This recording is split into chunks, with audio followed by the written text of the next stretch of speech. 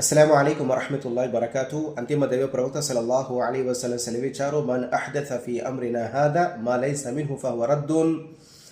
ఎవరైతే మా ధర్మంలో కొత్త విషయాన్ని ఎవరైతే కల్పిస్తారో జప్పిస్తారో మా లైస మిన్హు, ఏదైతే ధర్మంలోకి భాగం కాదో ధర్మంలో లేదో ఫహువ రద్దున్, అది తిరస్కరించబడుతుంది.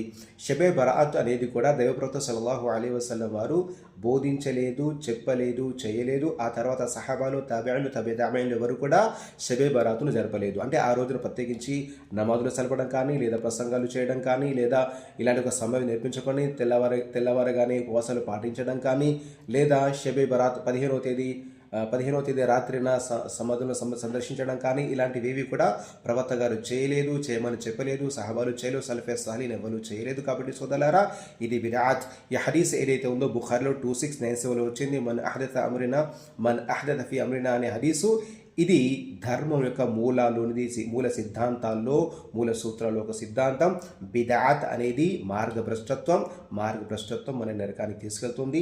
జాగ్రత్త, కడు జాగ్రత్త, బిదఅతులకు దూరంగా ఉండాలి.